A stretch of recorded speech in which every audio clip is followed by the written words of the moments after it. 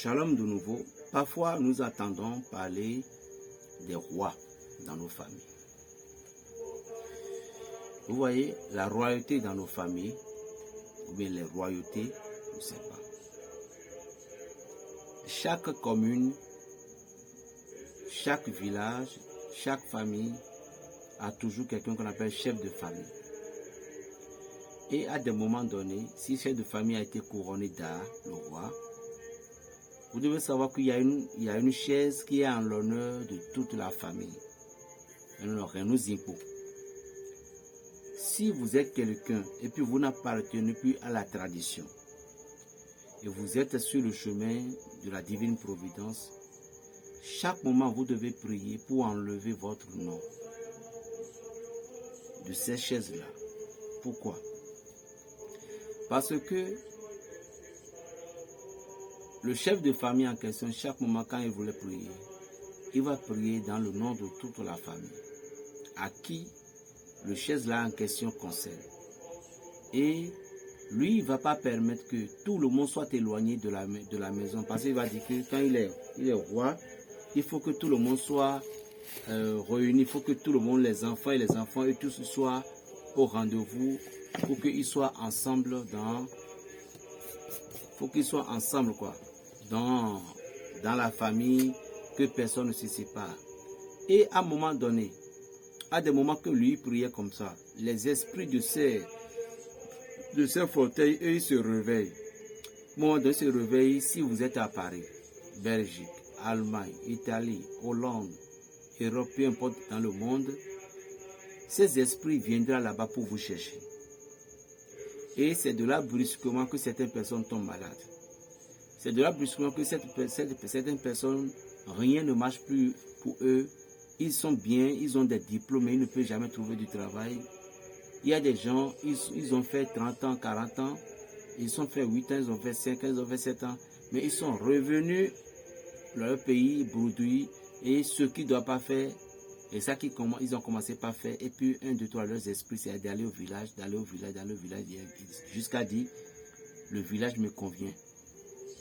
C'est à cause de ce chef de famille qui priait chaque moment à côté de cette truc-là. Soit la même fauteuil va réclamer vos enfants, vos petits-enfants, qui peut commencer par rendre certains petits-enfants, tuer certains petits-enfants, créer des dommages pour certains petits-enfants, et il y aura des malaises, il y aura des maladies, patati patata, et tout ceci aussi provient de ces choses-là, de famille. Est-ce que vous vous en rendez compte? Et ceci aussi fait que les gens ne trouvent pas du travail à l'extérieur. Donc, qu'est-ce que j'ai à vous conseiller par là? À chaque moment, si vous, dans votre famille, vous voyez que vous avez un chef de famille, vous devez toujours prier pour demander à Dieu que d'enlever votre nom de cette famille. Comment? Parce que au moment dont on citait tous les noms, les esprits de chaque local localisent les enfants de cette dame, localisent les enfants de ce monsieur. Mais lorsque vous priez, les noms qui étaient sur la liste de ces esprits, les anges, eux, ils barrent le nom là pour dire, il ne faut pas citer cette personne-là, il ne faut pas citer tel monsieur, ne cite pas telle personne. Et de là, justement, vous serez épargnés. Vous ne serez plus comptés parmi ces gens qui vont connaître de la défaite ou quoi que ce soit. Mais si vous ne faites pas ça, si les esprits, par exemple, dans la famille, il y a des gens, on dit taïno. Taïno, c'est-à-dire que la dame qui prie dans la maison, la dame qui représente celle qui représente toutes les entités, celle qui représente tous les esprits dans la maison. Cette dame, au moment donc il priait, un jour, quand elle aura de colère, elle peut donner le nom à un fétiche pour dire Bamilé, il va appeler le fétiche pour dire Bamilé, va aller chercher telle personne qui vit en France. Va aller chercher maintenant qui revient au village. Directement, ce fétiche peut aller là-bas et il va lui donner de la boisson. Il peut lui créer des problèmes au service. Il peut lui faire quelque chose qu'on va les renvoyer. Et l'Europe qu'il était depuis dans 25 ans, dans 30 ans, même s'il n'a pas papier, il ne l'a jamais arrêté. Mais le jour que cette prière a été faite, directement, on l'a arrêté à l'aéroport il n'a rien pris. Et directement, quand il est venu dans son pays, c'est la mort qui l'attend comme ça. Donc, il y a des choses comme ça qui se passent. La seule chose à faire, c'est quoi? C'est de se protéger et de ne pas se lâcher dans la prière. Parce que la prière est la clé qui ouvre le cœur de Dieu, dit Saint Padre Pio. Donc, vous devez à chaque moment prier, surtout premièrement, contre vos premiers ennemis. Les premiers ennemis sont nos familles. Et en même temps, sont nos amis aussi. Mais nous devons prier pour que les entités à qui on donne des choses, les entités à qui on donne des libations, et ils se rappellent de nous, ces entités nous lâchent. Si quelqu'un va reçu complètement dans sa famille premièrement, il fallait qu'il se sorte de la lignée spirituelle. Bref, il y a des gens qui disent que la famille c'est très... Oui, la famille c'est très important. Vous allez voir, chers amis, des gens qui disent ça, et puis parfois Dieu les a bénis, ils sont riches. C'est parce que eux, dans le cadre spirituel, ils ont été choisis pour être dans cette localité-là. Et c'est des gens qui ne restent pas seuls. C'est des gens qui ne restent pas comme ça. C'est des gens, vous allez voir que 1, 2, 3 de leurs actes dans la maison, c'est de dire, nous allons réparer telle chose de papa, nous allons réparer telle chose qu'il y a telle fête qui est là, tout. Quelqu'un qui aime comme ça le village, Dieu l'a béni. Dieu l'a béni comme ça, puis il dit que c'est une maison paternelle. Vous allez voir que, même s'il ne fait pas dans la maison, vous allez voir que c'est quelqu'un qui est enraciné dans une autre localité, dans une manière locale, dans le monde des fétiches. La majorité, je ne peux pas dire tout, mais la majorité s'enracine dans le monde des fétiches, ou bien c'est quelqu'un qui s'est enraciné dans la spiritualité et il s'en fout. Vous comprenez? Mais tout le monde n'a pas ce pouvoir-là. Moi, aujourd'hui, mais avant, moi, j'ai eu peur de ma famille. Mais aujourd'hui, je ne peux plus avoir peur. Parce que je sais maintenant que je suis à un niveau que c'est quel que soit ce qui se passe, c'est ma famille, mais je me méfie aussi. Moi, j'ai eu cette intelligence. D'autres aussi ont cette intelligence-là, mais d'autres n'en ont pas.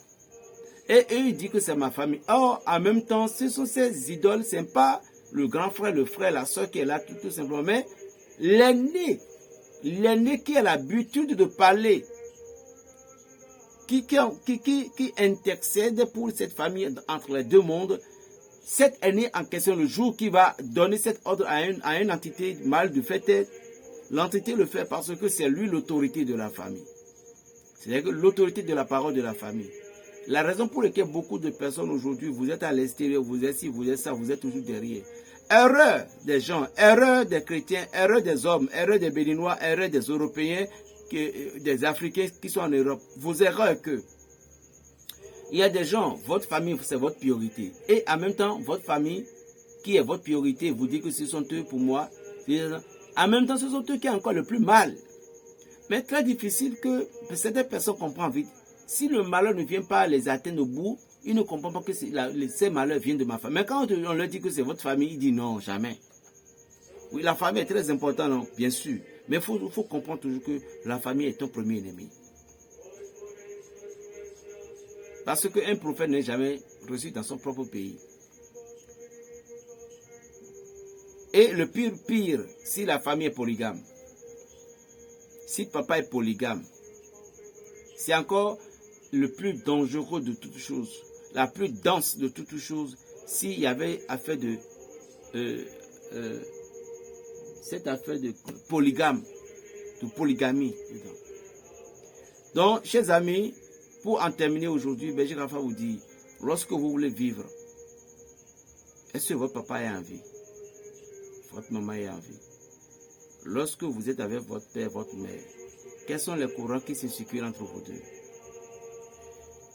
Est-ce que votre maman, elle n'est pas ambitieuse par rapport à de l'argent? Est-ce que votre maman vous précipite à faire des choses qui n'est pas bon à le faire? Ou bien elle est conseillable? Est-ce que votre papa ne vous précipite à des choses?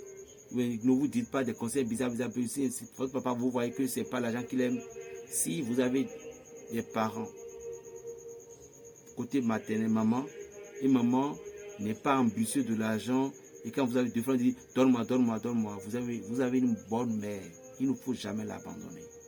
Si vous avez aussi papa qui ne vous dit pas comme ça, il faut l'aimer, il ne faut pas l'abandonner. Mais si une mère Quand il y a un besoin, dit donne-moi, j'ai besoin de ci, puis elle ne fait que visualiser votre truc là. Attention à cette mère là. C'est votre mère, mais il faut faire encore très attention à ne pas tout lui dire. Parce que c'est ces personnes-là, brusquement, qui deviennent des sorciers ou des sorcières. Vous voyez encore que c'est difficile. Dans la vie, pour réussir dans la vie, contente-toi de toi-même tout simplement et vérifie chaque fois ton étape. Parce que tout ce qui se passe, lorsque tu as échoué, c'est toi qui as échoué. C'est ce que vous ne comprenez pas.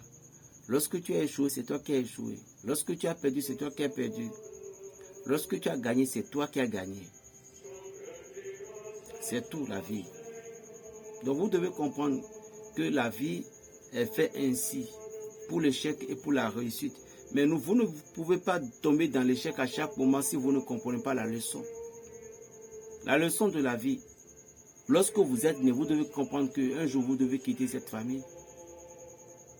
C'est ça. Et sur quelle étoile vous êtes venu? Mais il y a des gens, il faut que la vie vous apprenne d'abord ce qu'on appelle la trahison.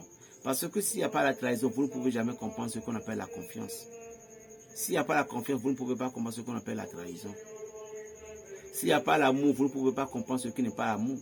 Donc il faut toujours être exemple de quelque chose avant de comprendre. Donc si aujourd'hui Dieu vous parle à travers les vidéos de Petit Berger Raphaël Le Béninois, vous devez prendre conscience de qui vous êtes.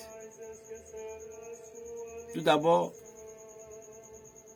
on ne va pas au village pour donner le jour qu'on va se retourner.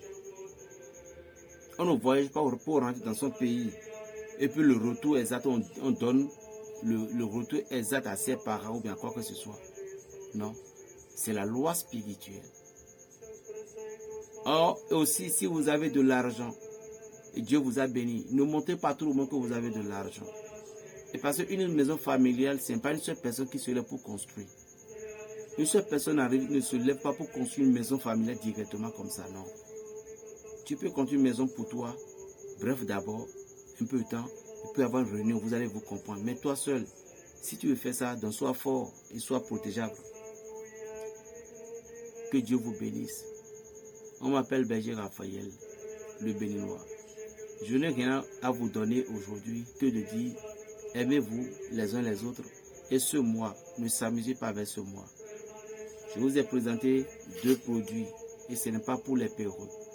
Gascala, lorsque vous êtes au bout du souffle dans ce combat et vous voulez que les anges, les entités viennent vous aider, même dans une dimension de la promotion, vous voulez que vous sentez des obstacles, que quelqu'un vous mette des bâtons dans le roue, cette poudre est pour vous. Et ceci que je vous ai dit, c'est une poudre qui est tellement dangereuse, très puissant, qui va vous donner la richesse, et surtout la longévité. J'ai oublié, la longévité, cette poudre vous procurera de la longévité, je vous dis. La longévité. Je dis bien encore, la longévité. Cette poudre vous donnera de la longévité. C'est-à-dire que c'est une poudre à base de la pierre de tonnerre. Voici ce qu'on appelle pierre de tonnerre. Ce n'est pas des pierres qu'on voit sur la voie, c'est des pierres qui tombent du ciel directement au sol. C'est des pierres que soit lancé, la tonnerre lancée vers quelqu'un. C'est ça qu'on appelle la pierre de tonnerre. Et ça ne se vend pas comme ça. Eh oui. Donc,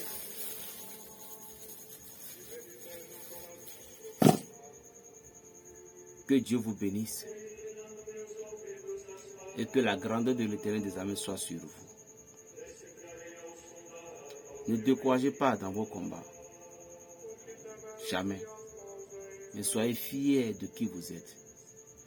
Plus 229, 95, 26, 41, 46. Berger Raphaël, le Béninois, la paix dans le cœur. Shalom.